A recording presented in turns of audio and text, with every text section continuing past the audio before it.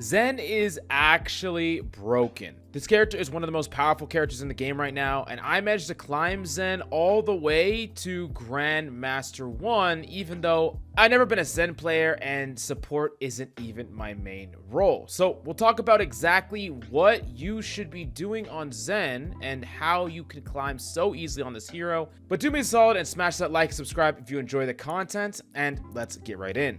Now, the first thing that we need to talk about is Harmony Orb. And Harmony seems pretty simple, but it's actually a little bit more complex in the execution of Harmony. Typically, you're going to want to default orb onto someone that can benefit from it the greatest, even if that person is currently full HP. Think of a DPS that's going to be on an off angle, or a dive DPS, more specifically someone like Tracer. If orb is on them, a little bit of heals can go a long way, preventing a Tracer from recalling or backing out of a fight, and extending into the fight much longer is going to lengthen their impact, and that 40 extra damage is worth a lot more than a random 40 extra damage on like a tank, for instance.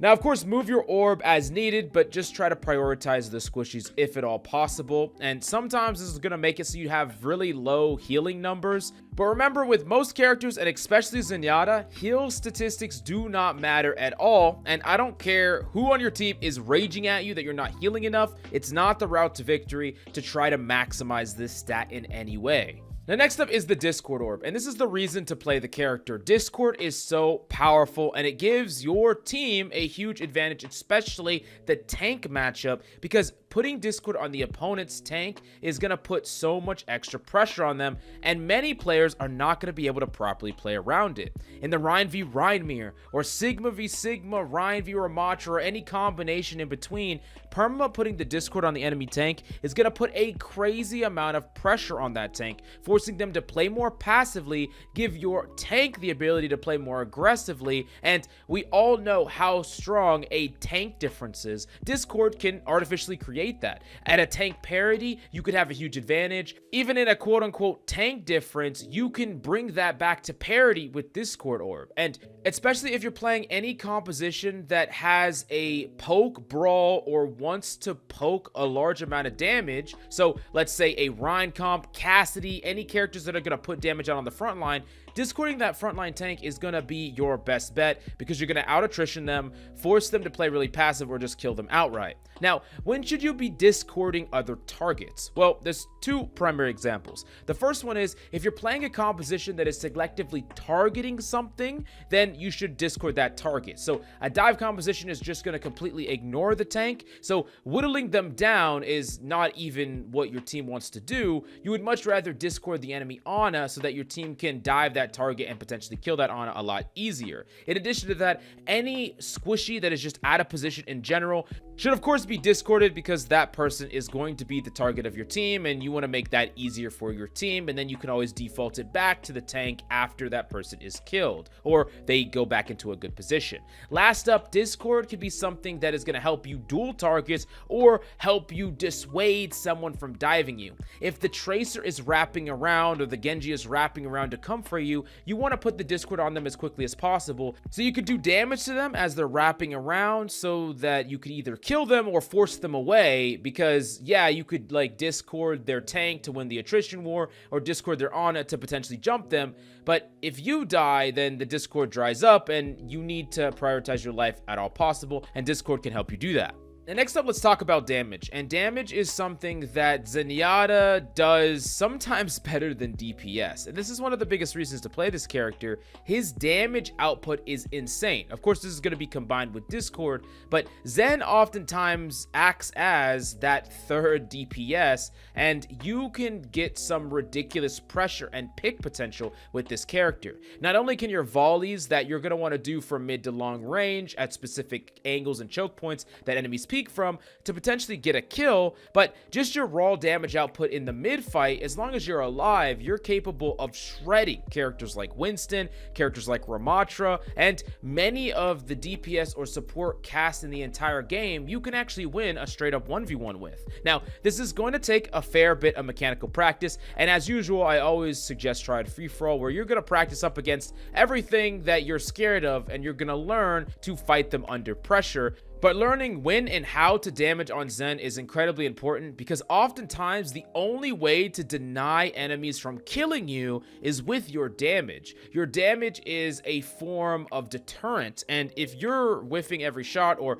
trying to survive without doing damage at all, you're not going to, because they're going to relentlessly come for you over and over again, even to the point where they're overextending and exhausting all their resources. Now, let's actually talk about Zenyatta's kick, one of the funnest reasons to play this character, but it seemed like a gimmick when it first came out, but it was quickly revealed to be so much more than that. Having a CC or crowd control that is unlimited is incredibly powerful in a lot of matchups. Let's say a Ryan is coming after you.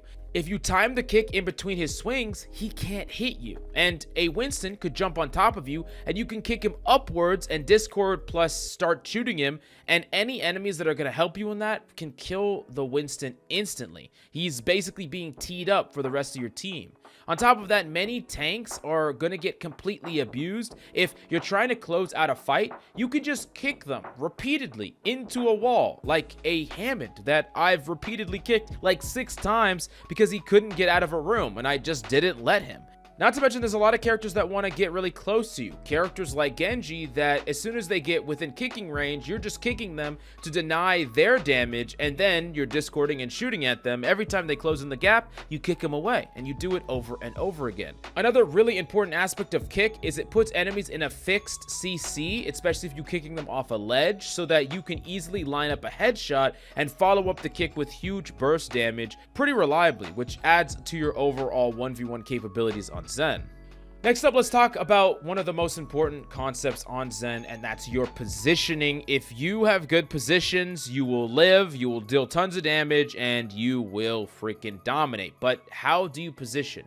Well, it's going to really depend on a couple of factors. The biggest one is what composition is the opponent's playing. If they are playing something that is going to poke from distance, that is never going to close in the gap, you want to maximize your range the majority of the time, always playing outside of their reach, because you can still be efficient from a very long distance away with long distance volleys, and of course getting that discord on targets.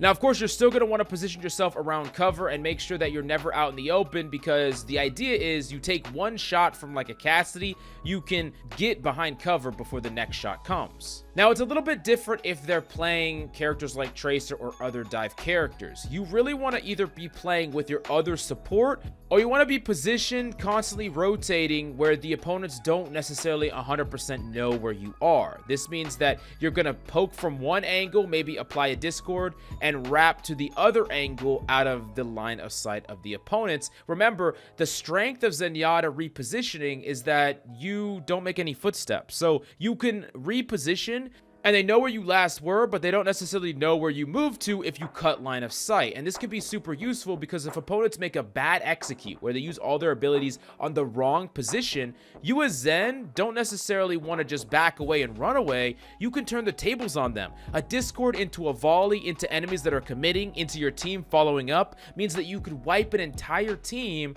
and you denied their engagement. You're always keeping them guessing about your position, and you're making sure that you're not allowing them to set up the optimal engagement onto you, because if you're Zen, you get slammed by a ball, clipped by a Tracer, good luck, you're done. It doesn't matter how you play it after that. So you gotta constantly keep them on their toes, and of course, letting your teammates know and putting yourself in a position where your teammates can help you if they need to is gonna be typically for the best. Now, what about aggressive positioning or trying to make a play?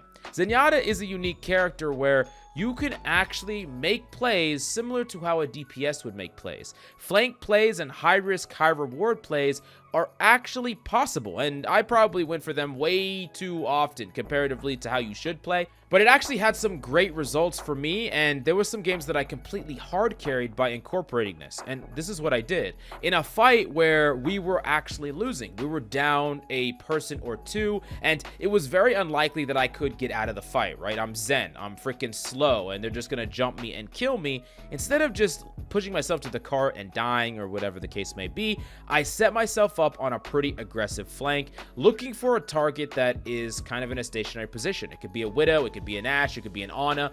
I discord and two-tap them because they're standing still, and I kill them immediately. Then I find the nearest cover and start charging up a volley. The second the first person comes and pursues me, I try to volley them in the freaking face and kill them too. And then maybe I get 2 kills. From there, I go back to cover. If they don't trade me out quick enough, I can control a close space because I threaten a burst amount of damage by constantly cycling a volley, playing around cover, and if any enemies get close to me, I try to kick them out of the room.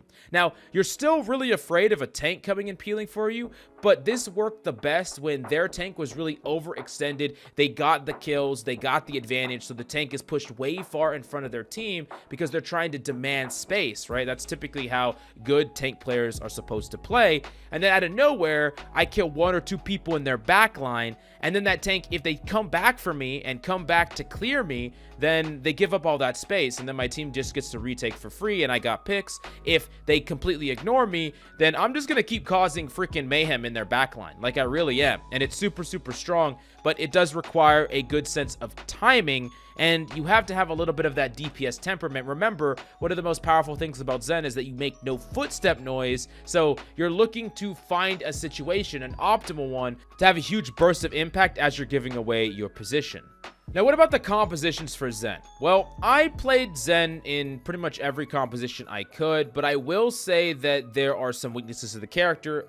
Mainly the fact that you are going to have a hard time playing him with characters that don't provide a lot of burst healing unless you are playing with a specifically Wrecking Ball. If you're playing with a Wrecking Ball, you could get away with a lot of different compositions, even like a Mercy Zen. You could get away with Brig Zen, but for the most part in ranked, if you're playing with a character like Rein and you don't have a support that can focus on pumping up the Rein, even if you'll win the long-term poke battle, Reinhardts oftentimes won't play with you, or they won't adapt to the low amount of heals that you're providing. Now, this doesn't mean that you can never play him with the Rein. This doesn't mean that you can never play him with untraditional comps, because I think the power level of Zen can outshine a lot of these weaknesses or these ranked weaknesses where people don't know how to properly play around a Zen. But Zen is going to work the best in really 2 compositions. One is a poke composition, typically centering around a Sigma, where you're just spamming from distance, playing that attrition matchup, breaking shields, applying extra pressure to the enemy tank,